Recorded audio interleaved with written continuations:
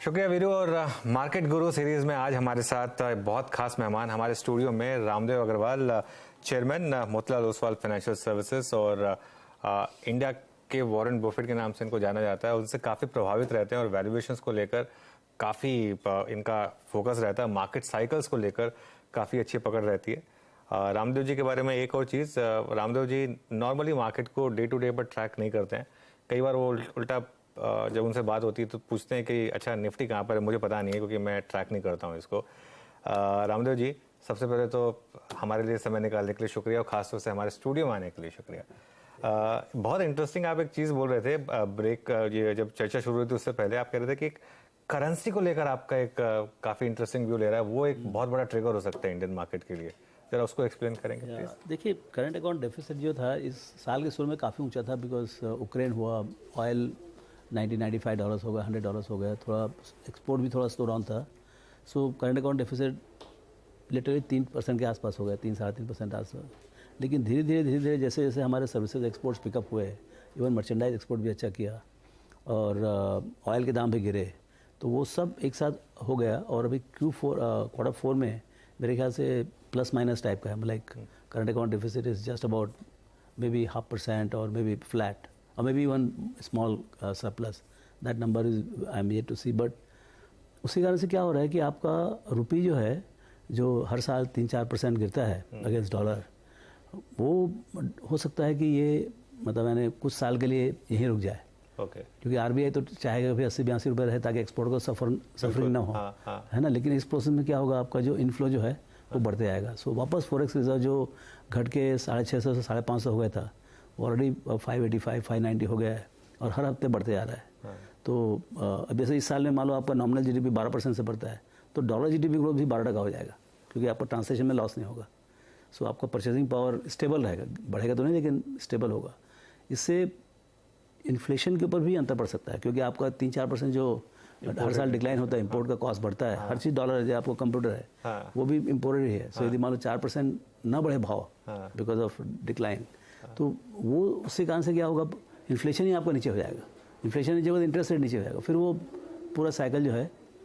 लेकिन उससे रामदेव जी उसका एक कॉरोलरी है कि जो इंडियन मार्केट का इतना स्ट्रॉन्ग सपोर्ट फैक्टर रहा है पिछले साल तो नहीं, लेकिन ओवरऑल आईटी स्पेस उसकी टेलमेंट खत्म हो गई, लेकिन उससे थोड़ा इम्पैक्ट आएगा उसको लेकर। नहीं, डेफिनेटली कि भाई जो आपका एक्सपोर्ट मान लो 12% से था, ग्रोथ 13% से था ऑन अ बेस ऑफ से 200 बिलियन, तो 12% मतलब 22-25 बिलियन था। ठीक है, 25 बिलियन ही आएगा, 25-27 बिलियन ही एक्स्ट्रा आएगा। सो क्लियरली ग्रोथ रेट जो 12% था वो 7-8% हो जाएगा। सो $2-4-5 बिलियन का वहाँ कमी होगा।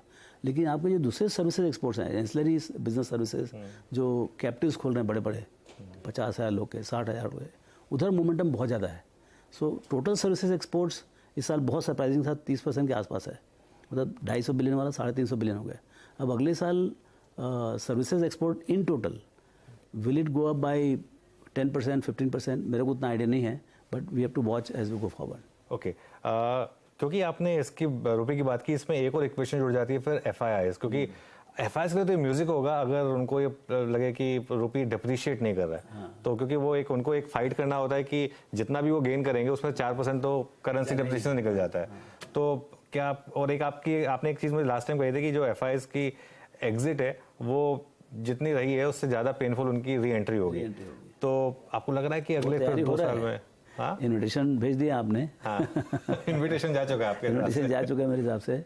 कभी भी अर्निंग्स में थोड़ा सरप्राइज दिखे, थोड़ा स्ट्रेंथ दिखे, कोई एक्सटर्नल इवेंट कुछ भी हो, ऑयल का प्राइस गिर जाए, यूक्रेन वॉर सलट जाए, सीज फायर हो जाए, कुछ भी, व्हाट एवर रीजन, यदि थोड़ा सा अर्निंग्स में बूस्ट मिले, थोड़ा कॉन्फिडेंस आए एमर्जिंग मार्केट्स में, I think they would like to come back to India. क्योंकि देखिए, इंडियन स्टोरी जैसा कोई स्टोरी है नहीं, एमर्जिंग मार्केट में तो कहीं नहीं। चाइना का स्टोरी बहुत बढ़िया था, उनसे बहुत लोगों को सीखा, हम लोग भी सीख रहे हैं, लेकिन वहाँ स्टॉक मार्केट स्टोरी नहीं हुआ। तो economic growth and stock market growth, these are 2 different things. Somehow China में ये काम नहीं हुआ है, वहाँ पैसे बने नहीं समाज में। इंडिया में इकोनॉमिक ग्रोथ चाइना से बहुत स्लो था, बट फिर भी बहुत अच्छे पैसे बने, क्योंकि यहाँ कॉर्पोरेट कल्चर, यहाँ का जो जस्टिस सिस्टम है, लीगल सिस्टम है, वो मतलब यानी कॉर्पोरेट्स के ऊपर काफ़ी भरोसा करते हैं इकोनॉमी। सो मुझे ऐसा लगता है कि ये जो स्टोरी है इंडिया का, ऐसी इतनी बड़ी स्टोरी कहीं पर है नहीं। 3.5 ट्रिलियन से 7 ट्रिलियन 6-7 साल में फ्लैट, ऐसा इतना हाई प्रॉबिलिटी, मतलब 99% प्रॉबिलिटी के साथ में आपका 6 से 7 साल में 3.5 ट्रिलियन डॉलर बढ़ना, ऐसा बहुत कम जगह है। तो आपका 10% बनेगा या 12% बनेगा, 15% बनेगा एट इंडेक्स से, वो देखने का है। लेकिन इस टाइप का प्रेडिक्टेबल हाई विजिबिलिटी स्टोरी बहुत कम है। सो FIs यदि करेंसी स्टेबल हो गया तो they should be haven for them. Ramdev ji, आप एक बात हमेशा मुझे जो आपकी मुझे अच्छी लगी थी, आपने हमेशा मुझे सिखाई भी थी कि आप कभी भी इन्वेस्टमेंट करते हैं तो एक चीज़ देखते हैं कि डाउनसाइड कितनी है उसमें, उसके बाद वो आपको प्रोटेक्ट करना है, क्योंकि अपसाइड तो अनलिमिटेड होती है। तो इंडियन मार्केट में इस समय यहाँ से आपको डाउनसाइड कितनी लग रही है? क्योंकि हम 16,800 तक गए, मुझे पता आप निफ्टी लेवल्स नहीं ट्रैक करते, लेकिन 16,800 17,000 तक गए और वहां से एक अच्छी रैली हमने 18,000 तक की देखी है। तो क्या ये मान लें कि वो 16,800 17,000 एक बेस रहेगा मार्केट का? आई वुड थिंक सो, क्योंकि देखिए आपका, मैं तो EPS से देखता हूँ भाई, EPS नेक्स्ट ईयर 9.25 से 9.5 भी जा रहा है।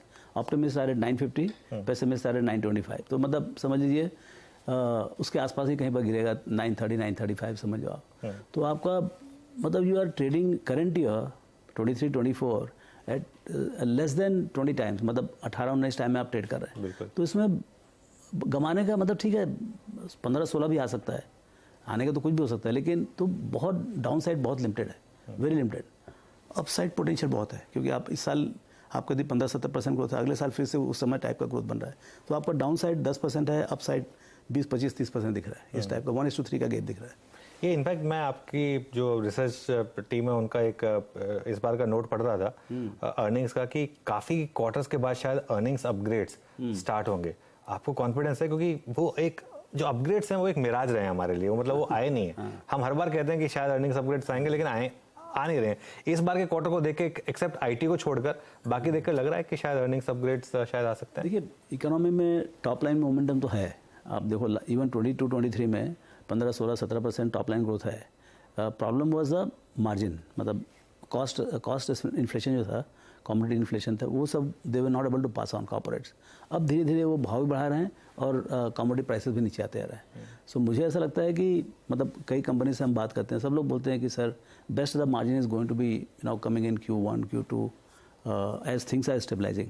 एंड एक्चुअली कई जगह तो मतलब जैसे फ्रेट था यहाँ से इंडिया से अमेरिका, एयर फ्रेट जो करते थे मेडिसिन वगैरह, earlier that used to be 20-30% premium, now there is a 10-15% discount on the rack rate. So इस टाइप का काफ़ी डिक्लाइन हुआ है कई चीज़ जगह। I hear very few raw material items where actually prices are going up.